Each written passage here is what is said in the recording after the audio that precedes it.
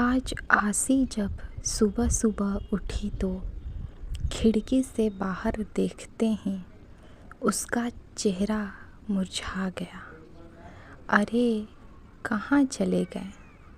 कल तो यहीं थे। इतने महीनों से रोज सुबह दोनों को देखना उसकी आदत सा बन चुका था, और आज जब दोनों अपनी जगह पर नहीं थे तो आसी को कुछ खाली खाली सा लग रहा था।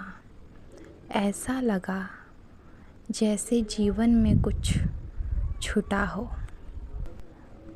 सुबह सुबह बस वो दोनों सामने दिख जाते तो आशी का रोम रोम पुलकित हो उठता था। सुवासित हो उठती थी उसकी सांसें और रोम रोम खिल उठता था। मन एक अद्भुत खुशी महसूस करने लगता, और सबसे ख़ास बात, इन सब का सकारात्मक प्रभाव पड़ता उसके मन मस्तिष्क पर, और कलम खुद ब खुद कोई गीत लिखने लगती। पता नहीं क्या जादू था उन नरगिसी फूलों में। बस देखते ही मन मचल उठता और दिल झूम उठता था।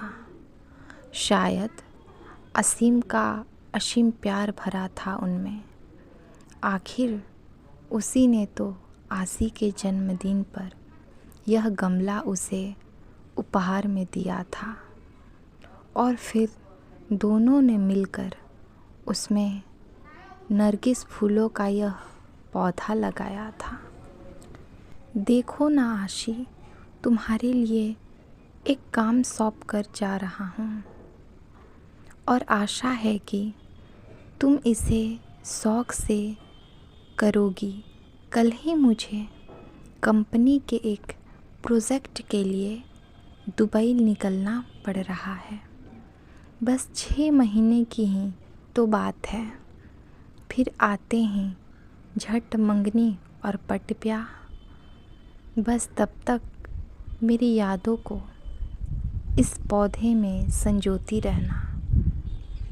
असीम को आसी को बातों में उलझाना बड़े अच्छे से आता था। असीम बेशक चला गया था, लेकिन आसी हर रोज बड़े अरमानों से उस पौधे को सींचती रही। आशी की खुशी का उस वक्त ठिकाना नहीं था जब वह एक रोज सुबह उठी और उसने पौधे पर 2 फूल खिले हुए दिखे। पीले रंग के थे। यह देखकर उसके रोम रोम खिलखिला उठा। दोनों फूल बिल्कुल एक दूसरे से जुड़े हुए थे, आशी और असीम की तरह। आसी रोज उन फूलों को निहारती रहती और असीम को याद करती। आशी की रोज असीम से फ़ोन पर बात होती थी। भला 2 साल से चल रहा प्रेम दुनिया से कैसे कम हो सकता था। इसी प्रेम की शक्ति ने तो उसे क्या से क्या बना दिया था, क्योंकि प्रेम में इतना ताकत जो होता है। कभी किसी को चिट्ठी पत्र में 2 अक्षर न लिखने वाली आशी की कला आज अनवरत चलने लगी थी। अपने जज्बातों की स्याही में भिगोकर क्या क्या ना लिख डाला था उसने। पता नहीं कैसे एहसास थे जो दिल से निकलकर पत्रों पर बिखरते रहते थे, और मन भी शांत हो जाता। जब भी मन होता, आशी उन नरगिस के फूलों को निहारते हुए खिड़की के पास कागज़ कलम लेकर बैठ जाती। माँ जब डांटना शुरू कर देती तब सूद पड़ती कि कुछ खाना भी है और घर का काम काज भी देखना है, नहीं तो पूरा दिन खोए हुए कब निकल जाता पता ही नहीं चलता। पता नहीं पिछले कुछ दिनों से क्या हो गया था उसे। पतझड़ का मौसम आ गया था, फूल मुरझाने लगे थे। माली से पूछकर खाद पानी भी डाला। असीम को फ़ोन पर बताया तो वह भी पहले खूब हंसा, फिर बोला पतझड़ बीत जाने दो, सब कुछ ठीक हो जाएगा।